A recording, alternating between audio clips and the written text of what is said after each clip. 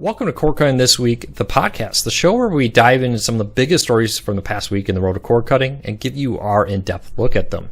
Now, this is our opinions. I will put links to all these stories over at cordcuttersnews.com and our posts about this podcast. And if you're watching this on YouTube, you can find a link to all the stories we talk about in the show notes down below. So you can read about them for yourself, come up with your own opinions. We'll love to hear from you. Leave us a comment. We really enjoy the feedback from everybody on the stories, on the podcast. We'll love to hear from you.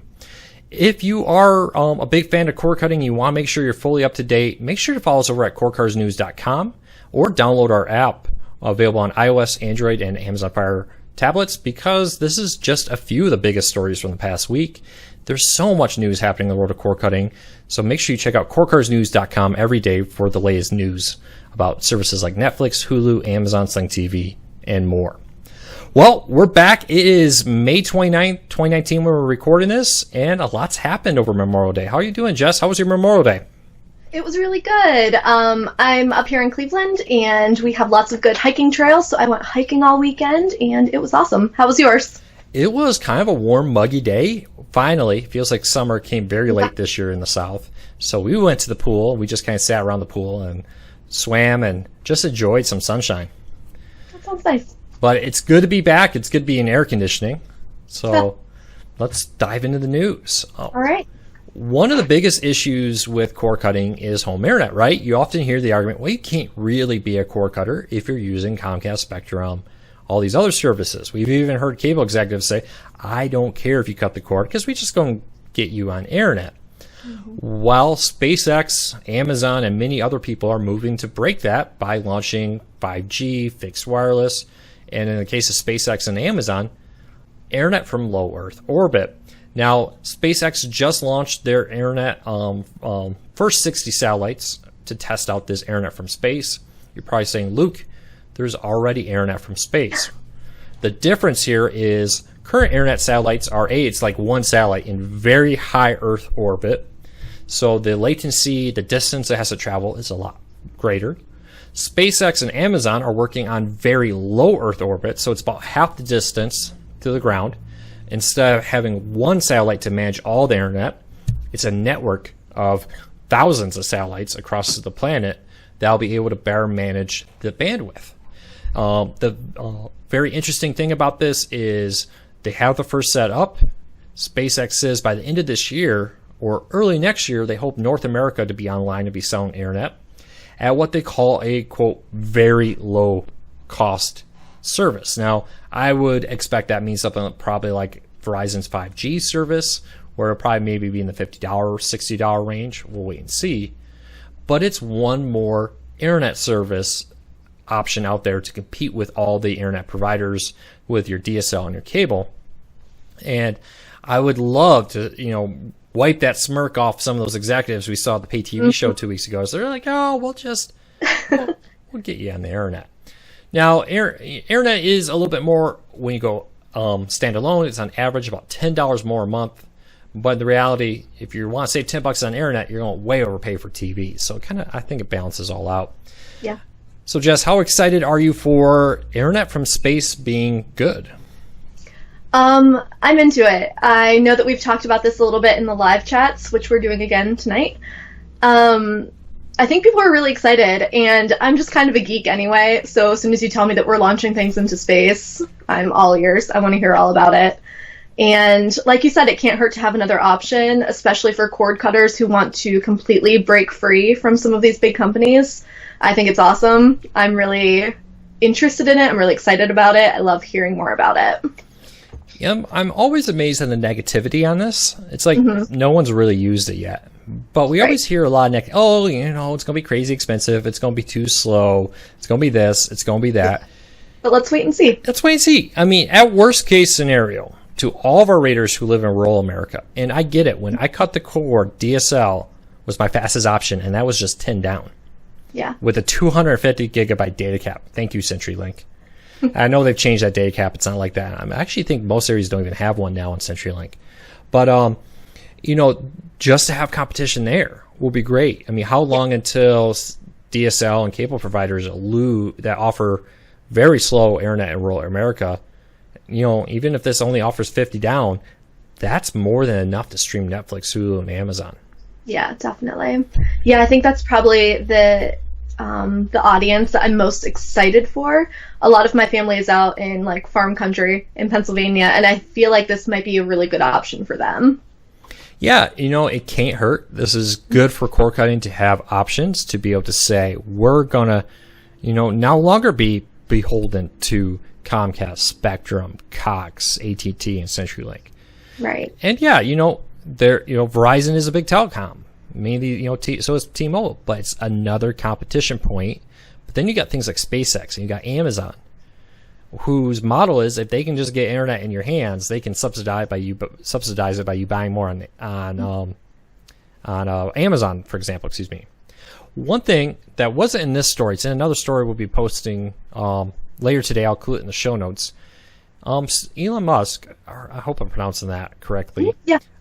He says that they intend to use the profit from their internet service to fund their Mars expeditions, their Mars missions. So he seems to be very convinced that this will not be just something successful, but something a lot of people want to do that they can make money on to fund their space program. Very cool. So it'll be very interesting to see what happens there. Launches will continue throughout the year. It will take several years to cover the entire planet, but they hope to have North America and Canada and probably parts of Mexico, if not most of Mexico, covered this year or early next year for internet. So I will definitely be trying this out. I love the idea of wherever I may go, there may be internet out there. Definitely. To all those RVers who are traveling the country full time in RVs, this is probably a game changer. Yeah. So keep an eye on it. Any last thoughts on this before we move on? No, just that we'll be keeping an eye on it, and we'll be back whenever we know more about like pricing and availability and all of that. So don't worry about it yet. We're on it. We'll be keeping an eye out. There we go. All right, next story. This actually comes from a Wednesday Q&A. One of the most popular questions we get is, will there be a new Roku streaming player this year? And the answer I would say is yes. Traditionally, Roku does roll out a streaming player every year, but the real reason I wanted to write this story was more about when to expect this streaming player, because we get a lot of those questions, and that's something I can actually answer. And we should expect a new streaming player from Roku, maybe even from Apple and Amazon, sometime in the fall, late fall, early winter. Should you wait is another question. With all these great deals happening right now with Roku and Amazon offering steep discounts on the products, should you wait or should you go buy one now? Honestly, if your Roku's working fine for you, I don't really see a reason to upgrade. If you have a Roku 3 and it's giving you everything you want, I would say run with it. There's no reason to go and buy a new streaming player today. If, for instance, you have a Roku 3 and you're getting a 4K TV and you want 4K, find a great deal on the Roku Stick Plus or the Roku Ultra. Yeah, pick it up. I don't think you're going to be disappointed with that. But if you're fine, I wouldn't run out and buy a new one. So, Jess, here's a question for you. I'm going to kind of pop this on you. Sure. If there's a new feature, let's start with Roku. If you could add one new feature to Roku, what would it be? I love the idea. I'm not sure, and I'm sure that you can tell me this. I've just gotten all of these devices so confused in my head. I love that on the Ultra you have the option of using Bluetooth or doing the headphones. Is that true on any of the other devices? Do you know offhand? Some of the TVs you can. I don't know if the Stick Plus uses. I think you have to use your phone app to do the Bluetooth. Right. So I love the idea of making that just a standard feature. I was just talking to actually my aunt's mom, who loves her Roku, but she's in an apartment building and there's lots of noise, so she loves the idea of the private listening, and we were trying to work through doing that through her phone app. But I love the idea of just all the devices having that as a standard feature. Through the phone app, all Roku devices do it. Now, select Roku TVs, for example, will allow you to directly connect Bluetooth devices to the TV. Right. For instance. But yeah, through the app you can do it. And it used to be you had to use the headphone jack. And I think it's been a while, but they added the ability to also do Bluetooth. So you have a Bluetooth headset you can go through that through your phone app. And it really does sync very well between the app and the TV, which is pretty cool. But I'd love to see that kind of expand where you could just bypass the phone and go directly to the TV. Yeah, the more simple, the better, I think. Yeah. I wouldn't mind more point anywhere remote options on the cheaper models. It adds expense, though, so I do understand why they charge a little bit more for that. But I would like to see a slightly cheaper Roku stick and a slightly cheaper Roku 4K stick to compete more with the Amazon Fire models. It used to be Roku was a significantly more powerful device in the stick market. With the 4K stick from Amazon coming out, really that difference, they're pretty much the same power when you're using the device, but Amazon's $10 cheaper. Except right now, they're the same price, I think. Yeah, that sale I'm not sure if that sale's ended or the Premier one. Man, Roku's got sales all the time. Yeah. But typically, the average price. So I would check that out, and that would be my big one. Now, what about the Fire TV? Is there anything you would like to see on the Fire TV? I think, once again, the Bluetooth thing. I don't know why I'm so hung up on that today, but I love the idea of that being a feature. Maybe it's also that I'm moving into an apartment and I'm a little concerned about the noise situation. Yeah, I think, again, that's something I would look for. I think right now it's interesting because so many of these devices, like you said, they're just as powerful from one to the next. And so many of the features are comparable that I'm having a hard time even seeing where I would improve one, where another one is maybe a little bit better. Sure. If I had to pick one feature for the Fire TV, I would say the return of the Fire TV box of a true high-end device. Now, I know they have the Cube that has like an Echo, but really the power under the hood on the Cube, even compared to the Fire TV Stick 4K, kind of disappointing, to be honest with you. So I would love to see, keep the Echo built into it if you want, but I'd love to see a truly powerful Fire TV with a USB port on the back for the high-end cord cutters that want the ability to have all the different features out there and plug in different things into the back of it. So without needing an adapter and different add-ons to make that a possibility. So that, if I had it for the Fire TV, that'd be the one. Now, I know you're a heavy Apple, so this may be one for you. What would you like to see from the Apple TV in a new model? Something I have an issue with personally, and I do use pretty much every device at this point. I do have an Apple TV, and the remote is killing me. I feel like the battery drains pretty quickly. We just had to replace ours. I don't know. I feel like I get so used to my Roku remote or the Fire TV remote where I have lots of options, and maybe it's just because I'm not a teenager and I haven't grown up with some of this stuff that the very simple remote just kind of confuses me sometimes. I would love to see some kind of upgrade with the remote, but I'm not sure what they would do. I can't really see them making big changes with it because it is a very Apple product, but that would be my pick. I always said the Apple remote was a solution looking for a problem. Yes. And I find you either love it or you absolutely hate it. And I've actually heard from people who are Apple users who won't buy the Apple TV because of that remote. I hate it. My main complaint was at first, when it first came out, they've changed the remote slightly from the first generation, that touch remote.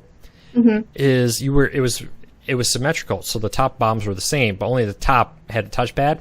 Can't tell you how many times I picked it up the wrong way, why isn't this moving? Then realize I'm holding it backwards. Sure. So, but when the Fire TV 4K came out, they kind of made one of the buttons, they put a circle on it, and then it made a texture a little different, so you could kind of feel that, I'm not holding this quite the right way.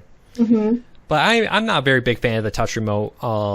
Especially with the keyboard, I find it just zooms past what I want a lot. And I'm sure if I used it more, maybe I became more adapt to it.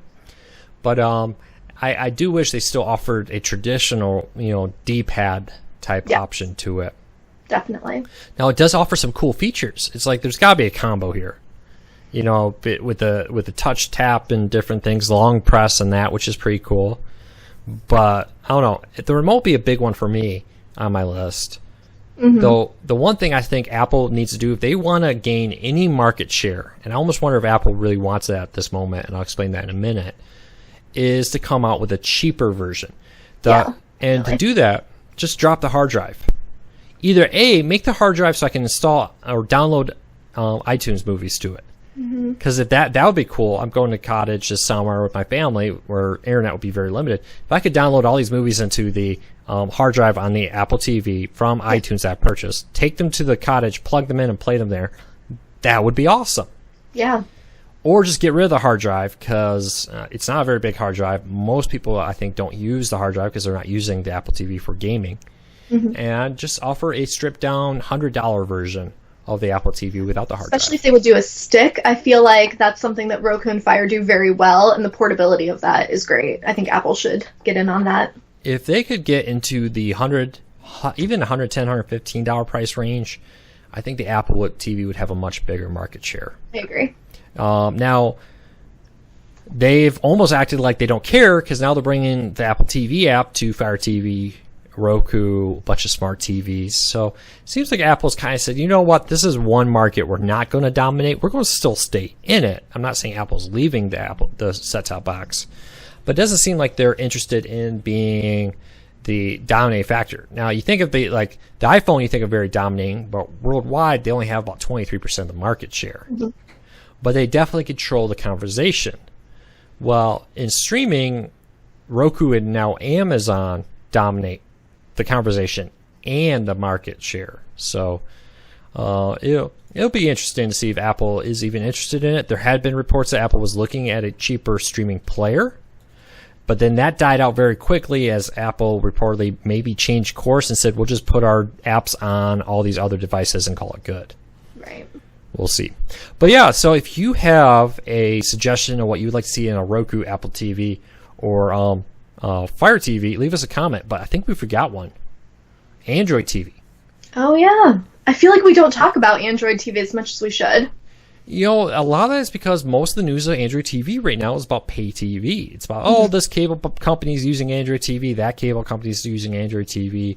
Like at the pay TV show, they had an entire wall in the Google booth of cable boxes from around the world running Android TV.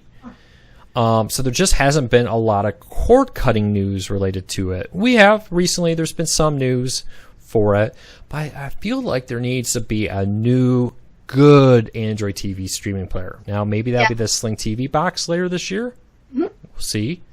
Maybe we'll get a new NVIDIA Shield, but there needs to be something that's new, competitively priced, because the problem with NVIDIA Shield, even at $169, it's kind of pricey for what you get. Yeah.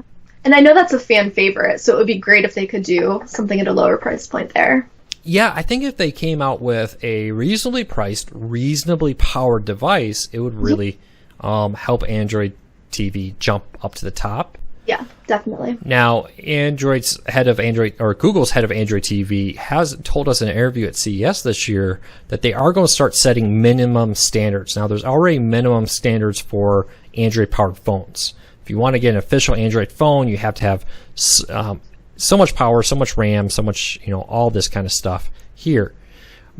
So that is kind of one of the rules there that they're bringing over now to Android TV, which I'm kind of excited about. So hopefully we may get some type of standards.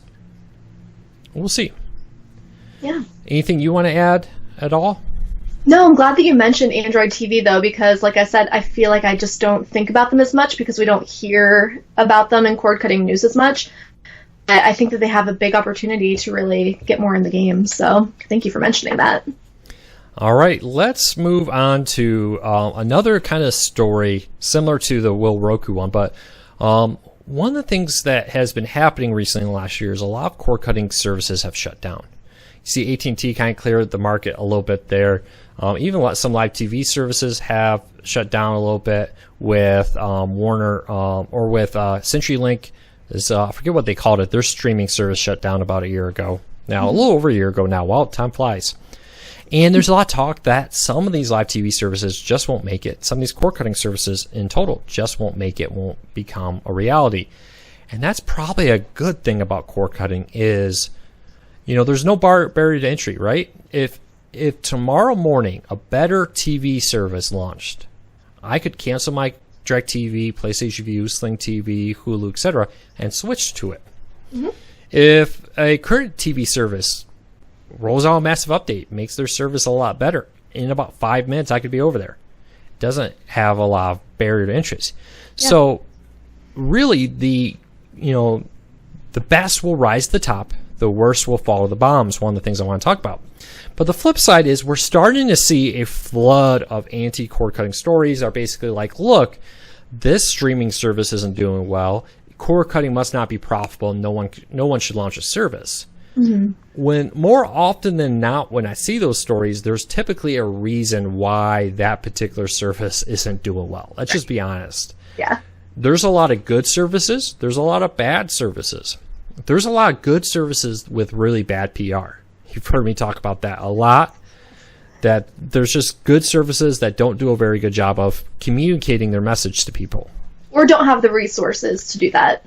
You don't have the resources or don't seem to care sometimes. It's like, this is a really cool service, but they don't seem to put the work into letting people know about it. Mm-hmm. If that makes any sense?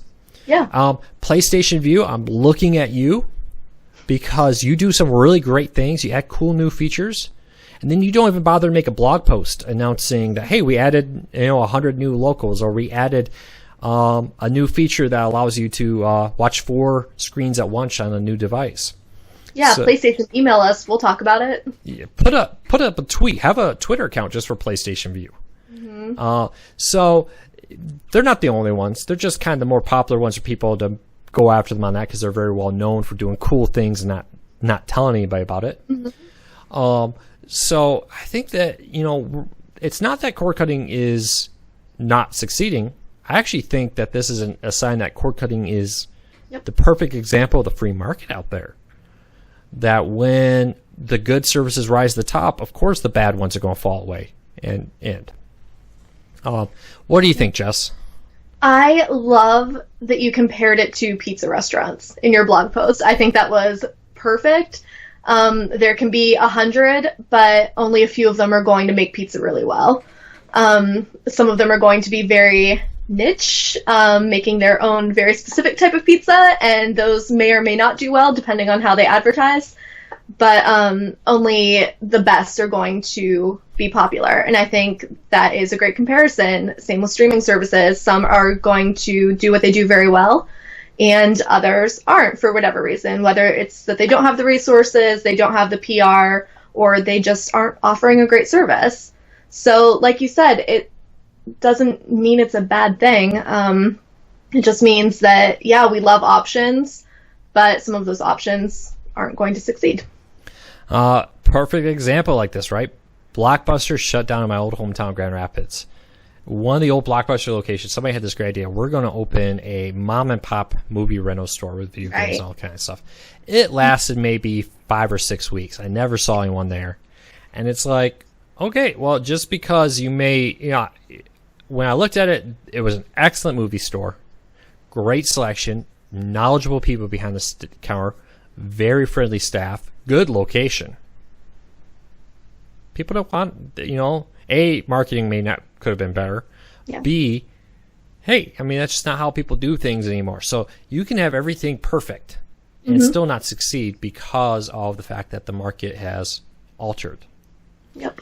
So I just want to throw that out because, look, mark my words, by the end of the year, 1 or 2 major streaming services, maybe not the very top, I'm not talking about Netflix, Hulu, or Amazon, but some well-known streaming services will fail. Mm-hmm. And that's not a bad thing for cord cutting because that just means that the best are rising up, the worst are falling down, and some will make it, some won't. Just like in your neighborhood, your town is not a failure because a pizza joint didn't make it. Right. But people will write news stories saying, hey, obviously cord cutting is not successful because XYZ service didn't succeed. Right. So keep an eye out on that. And if you find any stories like that, let me know. I'll love to hear from you. Send us an email with the Contact Us tab over at corecarsnews.com. Anything you want to add here, Jess? I guess I just wanted to add that it seems like it's going to be some of the smaller streaming services that fail. And I just wanted to point out that we're really rooting for some of these smaller services. I feel like some of these niche streaming services are really cool, and I really want to see them succeed. So we will help promote. We love talking about some of these smaller guys. So definitely, yeah, I'm rooting for them. And I will even go as far as to say, I think a major streaming service with a major company behind it will likely fail in the next year to 2 years.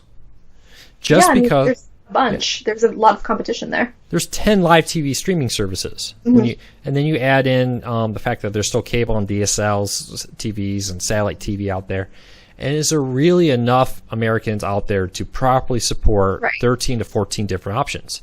Yeah. Maybe not. Maybe that break-even point's around 8 or 9. I think there's more than enough competition available out there for more than cable and satellite. I think there's tons of competition available for multiple live TV streaming services. 10 with more on the way, that's where I kind of wonder if there's too many, if the market's getting too crowded. Yeah. All right, next up, speaking of markets getting crowded and competition, ATSC in the live TV world. ATSC 3.0, which is the next generation of over-the-air TV, will start taking applications this week from TV stations that want to transition over.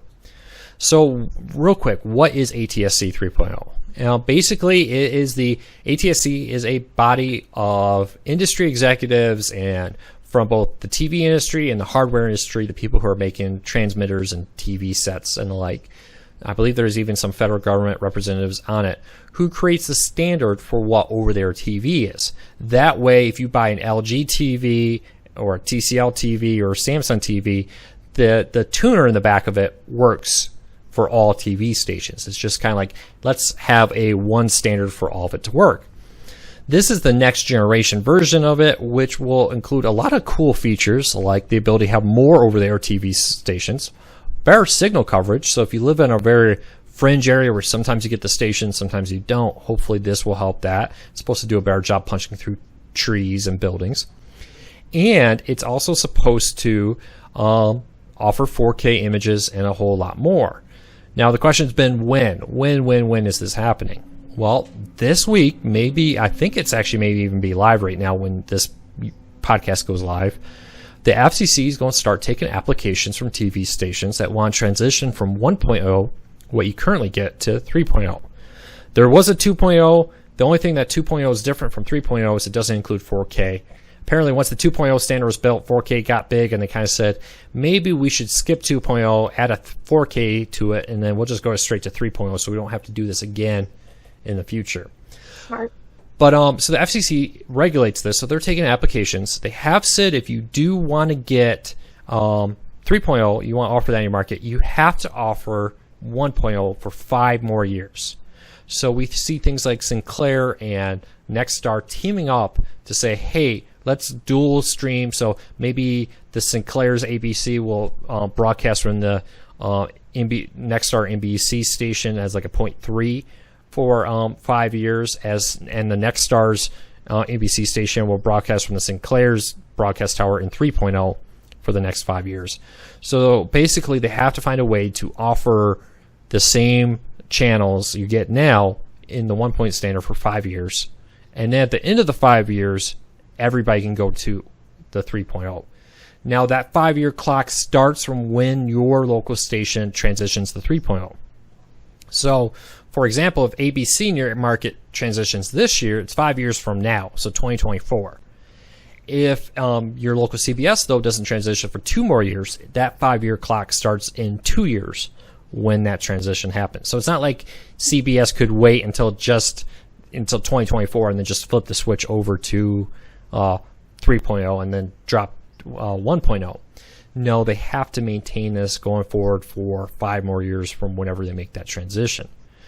I am very excited about this. I've seen it in action. I've played around with it. It offers a lot of other cool features. For example, there's a weather radio feature in it where, they could broadcast an alert to your specific geographical area. And if your bedroom TV, for instance, you set it up to be a weather radio, could pop on and be like tornado warning and then start playing your local, weather station from your local ABC, NBC, whatever. So there's a lot of cool features there that I'm excited about. Now, you will need new hardware. Sinclair says they plan to have 20 markets live this year, and they will, quote, seed the markets with affordable devices. I put affordable in quotation marks. What's that? Is that a $10 device? Is that a $50 device? We'll wait and see.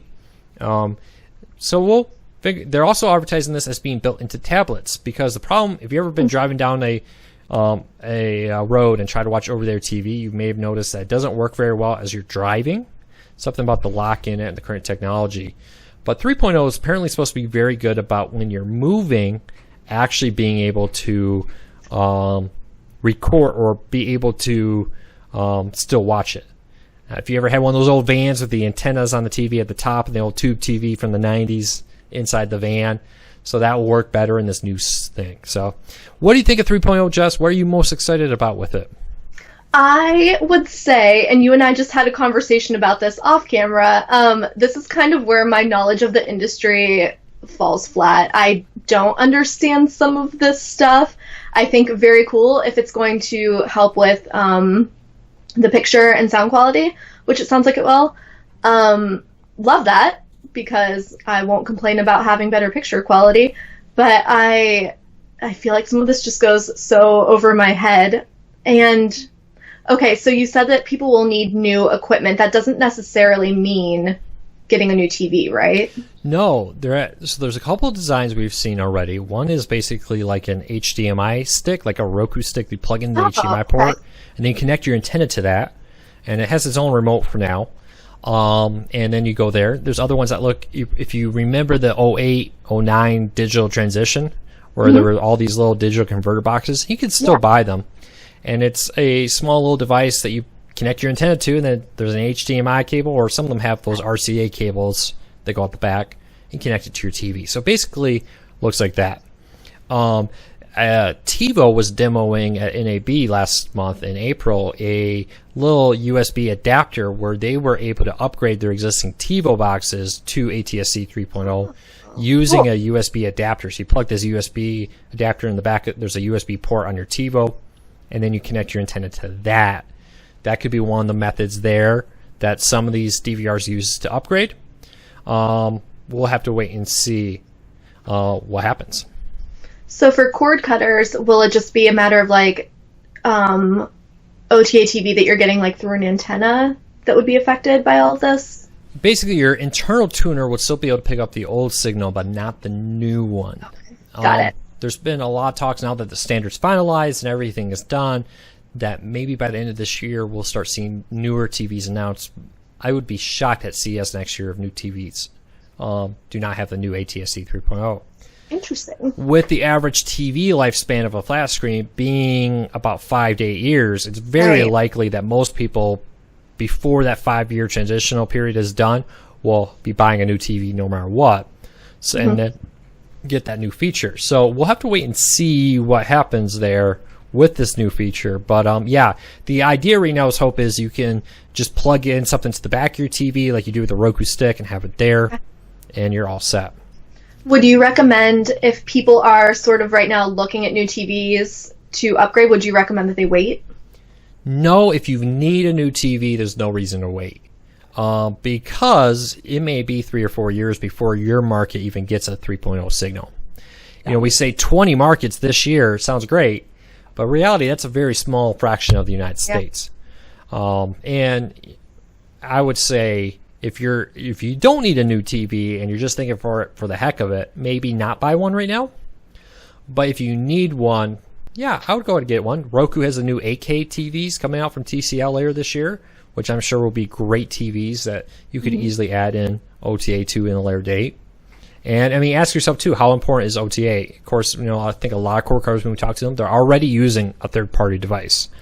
For instance, a Tableau DVR, or a TiVo DVR, or a Channel Master DVR, to name a few of them out there, or HD Home Run. So if you just take that and then you transition, you know, you upgrade that, or maybe like the TiVo, you get an adapter to upgrade that device. Doesn't matter if your TV has the 3.0 feature. Got it.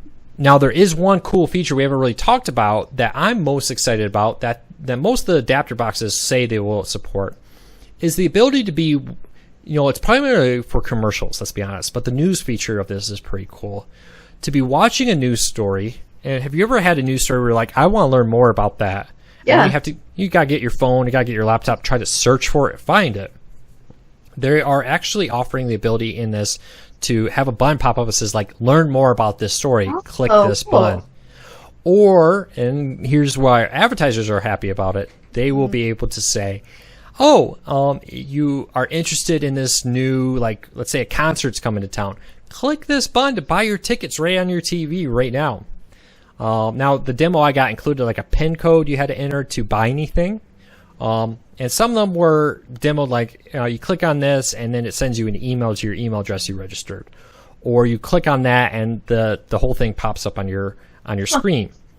Some of this is done by on-demand over the air, where there is on-demand available over the air through ATSC 3.0. Some of it's done through an internet connection. Now, and that's confused. So, for instance, if I would click on the Learn More, they could open a web browser on your TV and play a YouTube video, for example. Interesting. Now, this has led some people, some bad information out there to say if you don't have internet, ATSC 3.0 won't work for you. Right. And that's not true. All the core functions of watching live TV, even the on-demand service to watch content on demand over the air, does not need an internet. The weather alerts does not need an internet connection. But if you do have an internet connection, you could take advantage of additional features like the ability to say, I'm watching my local news. This looks like an interesting story. Click on it and the web browser opens. And maybe it's a text wall from their website. Maybe it's a YouTube video or a video where they play an ad and then you watch it. So there is both features available through this cool. So it's optional, not required. Exactly. Now you will lose some of the features, but the ability to watch local TV, the ability to watch, weather alerts and that kind of stuff is free over there. No internet needed at all to do that. Yeah, it sounds really cool. I'm excited. I love that whole interactive feature. That's really neat. It definitely will take a change, but I think it's actually very good for cord cutting. I was talking with Sinclair, and I posted a full written interview about this a few months ago when I interviewed them. But the short end of it is they were like, hey, we own the rights to all this content that we're just not doing anything with, right? There's all this content just sitting out there that may appear on, place or on a Hulu or Netflix, but most of it doesn't, let's be honest. Mm-hmm. Well, now we could create all these great channels. We could have like it's like Sirius XM, right? Best of the 90s, best of the 80s, best of the 60s and 70s, where we could have like all these very powerful genres out there, maybe best crime channels. He said it really doesn't cost them a lot to curate this content into a channel. The issue has been is you only have so many channels available over there for free. Now, Sinclair's got around a lot of that with their new Stir service by having a streaming service offering a bunch of this. Mm-hmm. But it looks like, their goal is to offer this content free over the air so that we could access it and they could sell ads around it, and which I'm fine with. Go ahead. Sorry, go ahead. I think a lot of our readers will like that. We've been getting a lot of questions about like classic TV series. I think that's a great idea. Even what is not so classic, which is kind of weird, like Home Improvement. I was looking and my local TV station had a little mini Home Improvement marathon going on a few days ago. I was like, I love this show. I wouldn't buy a DVD or a season pass to it, but if I flip on my TV and there's Home Improvement, that's pretty cool. Mm-hmm. Chips, Dragnet, that was a fun one I was watching. It was on.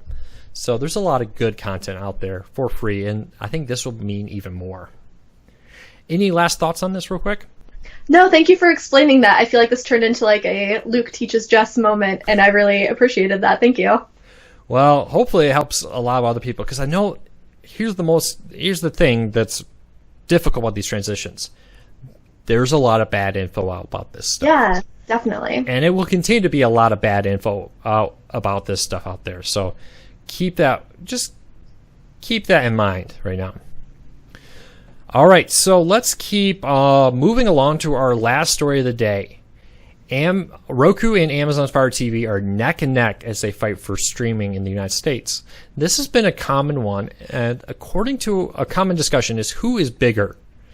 Amazon likes to claim, we talked about this last week, that they have more active accounts. Mm-hmm. Roku, of course, pushes the idea that they have more players and this and that, and the fight goes on. Now, it's very difficult because one active account can represent 20 Roku players, for example. Sure. But TDG, which has had a very good track record of covering the world of cord cutting, and they've they've been one of the more accurate ones in predicting it, when a lot of analysts to this day still think that cord cutting is a fad that will go away. And to listen to some analysts, you could tell that they maybe even hate cord cutting. I'll put that out there. But TDG is not one of these groups, and according to them, 21% of American internet users use a Roku player, 23% use a Fire TV. When you're looking at American households using broadband internet, statistically this is a tie. So that's well within the error margin for this particular study. So really, it's a tie in the United States. Well ahead, though, of Android TV, Chromecast, and the Apple TV. Not even close.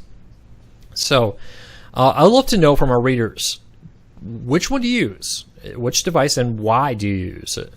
I'm of the mindset that increasingly the device you use doesn't matter, because it used to be like, hey, I couldn't get certain services on some devices. With Apple TV coming to Roku and the Fire TV, that's gone. YouTube TV coming back to or YouTube and YouTube TV coming to the Fire TV. That isn't as big of an issue. It really comes down to your personal preference.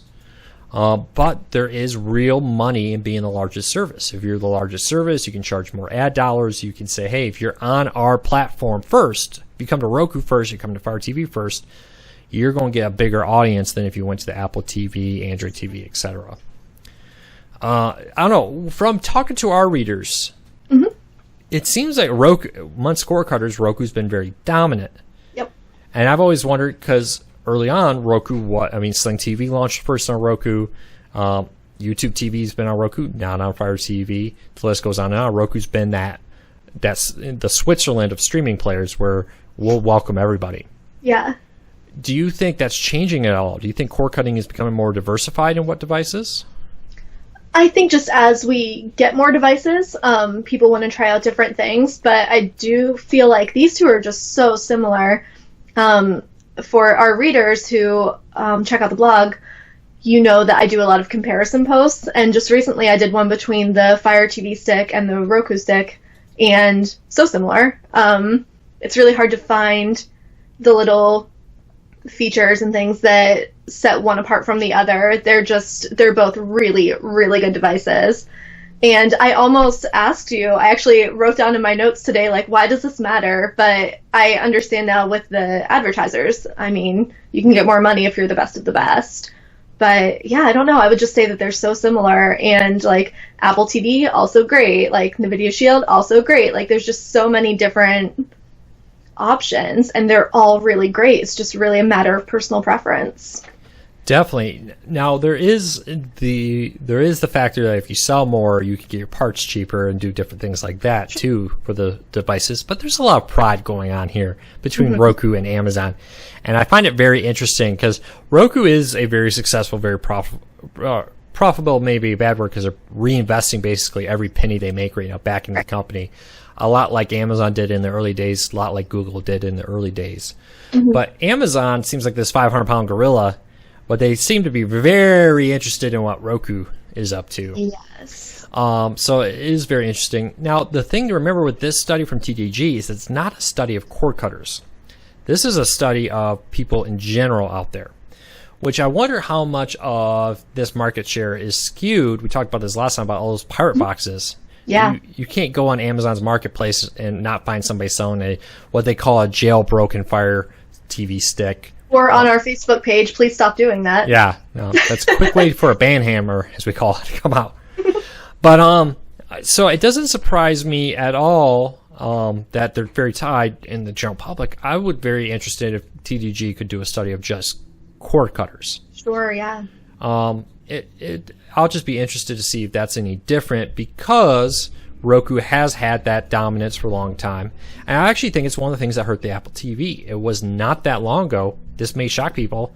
For the longest time, you could get like Sling TV, PlayStation Vue, etc. on Roku and on the Fire TV, but there was no live TV streaming services on Apple TV. And some of that had to do with, some people said it was issues with their rules and their splits and their commissions and all that. Well, I think the growth we saw with Apple really took off once they brought in more services. Yeah, definitely. So I'll be interested to see overall what happens to this device, or this market share of the devices, I should say, once the Apple TV comes to the two new ones and YouTube TV comes to Fire TV. So that's when I think we'll really get people to look at which device is better, not which device has the service I want. Yes, definitely. I completely agree. So, any last thoughts on that? No, I just feel like it's just such a thing of personal preference. But yeah, that's a really good point about surveying just everybody versus surveying cord cutters who kind of more depend on the device that they're using. Yeah, I would be really interested to see. I'll have to do a little digging and see if I can't find any more studies about that. All right. Well, let's wrap this up. I hope everybody had a great unofficial start to summer. Hopefully it will stay warm wherever you may be. But let's give some recommendations as the kids come home. What are you watching? What are you enjoying this summer, Jess? Well, I am right now still staying with my family, which has been so much fun. And I have a niece who is a teenager who is loving the Umbrella Academy. And that's something that we've heard a lot about in the live streams on Wednesdays. I always ask for recommendations, and so many people told me to watch the Umbrella Academy. So she started watching it and got me into it, and it is awesome. So if you have like a teenager, I wouldn't go a whole lot younger. That might be something that they would want to watch with you over the summer. It's on Netflix. Now, my daughter is a lot younger than teenagers, so one of the things I wanted to recommend was a movie called Leap, which is on Netflix. And I'm not sure who made this movie, but it's about a girl who wants to become a ballerina, and she gets her way into a school. She's a poor person, gets her way into a very high-end ballerina school in like the early 1900s kind of frame by pretending to be somebody who she's not. My daughter absolutely loves this movie. It's called Leap, and it's very well done, very good story. So check it out if you have any young kids, and honestly, check out Netflix Kids if you haven't. If you have kids, you're looking for something that, I get it. I remember when I was a kid, you only get so many hours a day for TV and electronics, but Netflix actually has really upped their game on the kids section recently with a lot of new content, a lot of both Netflix originals and partners with Disney and other places to bring a lot of Disney Channel shows and Disney Junior shows to Netflix Kids. So check that out. Well, that's it for today. I hope everybody has a fantastic week here. We will be back next week with our regular show. So check back next week. If you're new here, go over to iTunes or wherever you may find your podcast. Subscribe. If you're watching us on YouTube, I will put a link to the MP3 down below and the RSS so you can add us to your favorite podcasting app out there. Links in the show notes down below on YouTube or over at corecuttersnews.com, where we post every week about this on Saturday. You can download it and find the links there. But if you subscribe, you don't have to wait for us to post it on YouTube or wait for us to post it on the website. You get it the moment it goes live on the feed. So I hope everybody has a fantastic day. Take care, everybody, and really, thank you for your support.